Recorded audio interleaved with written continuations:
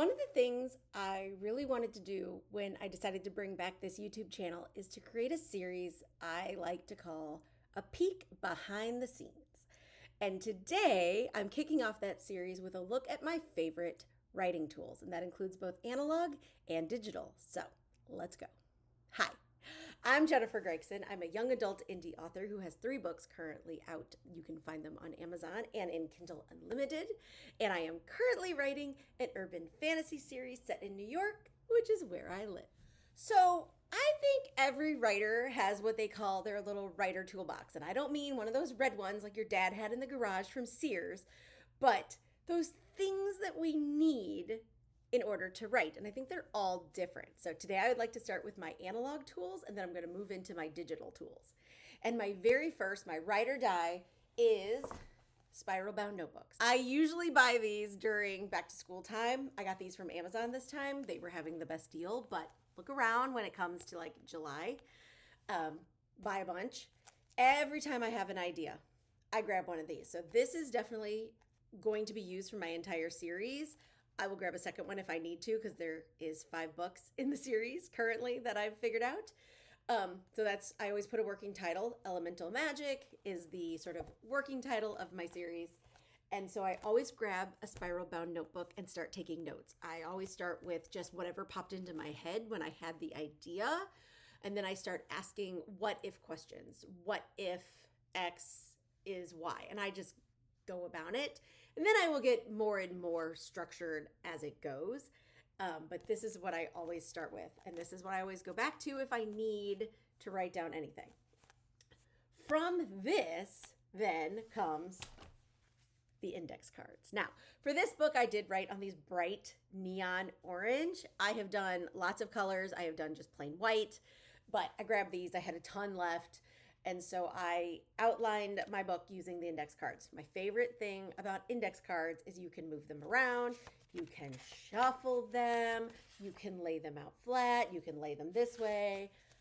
I love them. The thing about using color, even if you use white, but the thing is, this would be like my first draft, the very first ideas. When I get into revision, if I start fixing things and need to add something or change something, I can throw in a different color and very easily see sort of where I'm at, which is why I like that.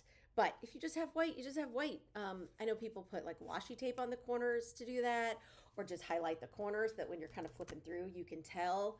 Just something visual if you're going to use real index cards.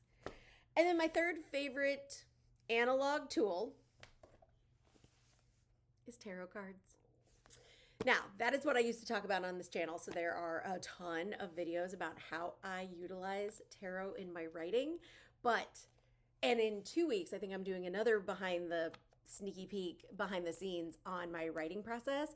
And I actually will like take out a tarot card and show you how I do it. But I use tarot for almost everything. I use it to create characters. I use it to help me with conflict and plot. I sit down every session and pull a tarot card before I write.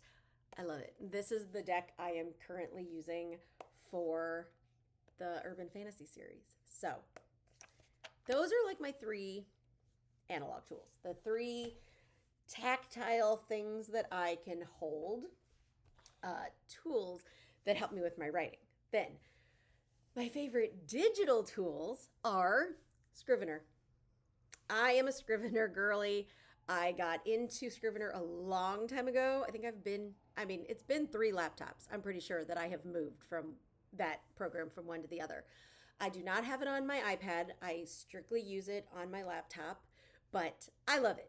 I love the corkboard where you have the digital index cards, so I can take it from my physical index cards into the digital world and kind of do the same thing where you move stuff around. I love that once you write a scene and you need to move things around, you can just move the cards and the words stay with that like scene. I love that. Because if you're writing in Google Docs, which is great, I'm not poo-pooing Google Docs, it's free. But you got to like do the physical cut and paste, and it's a mess.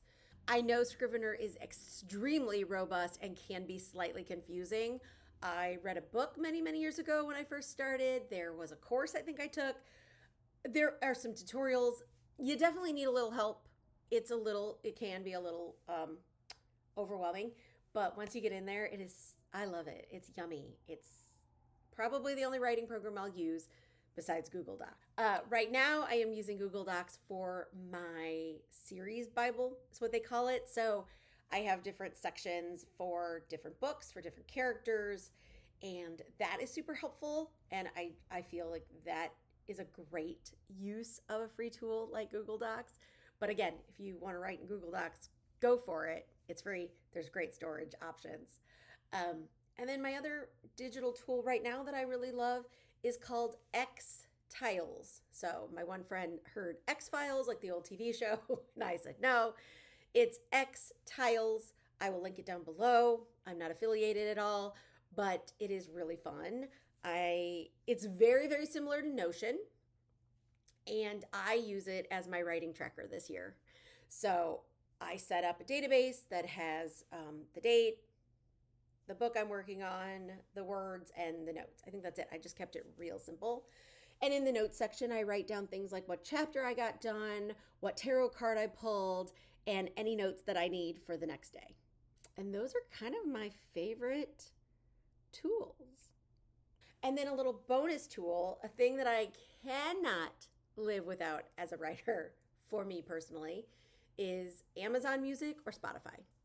I have to have music to write. There is only one part of the process that I literally can't have music, and that's at the very, very, very end when I am reading through for all the little nooks and cranny type mistakes before I put it into Vellum, which is, oh my God, another tool I forgot. I also use Vellum. I forgot to write that down. Okay, I'll talk about that in a minute. I have to have music, and that's the only part of the process I don't have music is, like I said, that little nitty-gritty part where I'm going through and checking spelling and commas, and I'm reading word for word. Sometimes I read it backwards. I read it out loud. That part I can have music. But every other part of the process, I have to have music, and it's usually something pop-related or 90s hip-hop or Broadway. Those are kind of my genres. And then, like I said, I just thought of another one is Vellum. It is a Mac-only software that helps format my books. So it's super helpful. I'll throw a video up here. It's kind of easy. I love it. If you are doing, as a virtual assistant, I have helped with a few clients' books, and they have like a lot of images as a nonfiction. Those get a little trickier to deal with. Not difficult, but a little trickier just to make sure everything looks okay. But if you are just a text-based fiction writer, it's great. It makes a table of contents for you. You can choose your font, and it just does it all for you. It makes it look super, super pretty, and it will generate all of the files you need to upload them anywhere into both digital and print versions. So I love that software, and I can't believe I almost forgot to mention it. So I'm glad I remembered in this conversation. So those are the tools that I use and that I love as an author. Honestly, what do I really need to write? My laptop. Yes, the analog tools are great. I love my analog tools. I love my planners and my stickers and my index cards and my pens and my paper. But honestly, if I just had my laptop, I could make do. So if you're excited to see more of the sneak peek behind the scenes series that I'm hoping to start here, please subscribe to my channel. I make new videos every Friday, and I will see you next week where I'm going to talk about imposter syndrome. So I hope you have a great weekend, and I'll see you next week.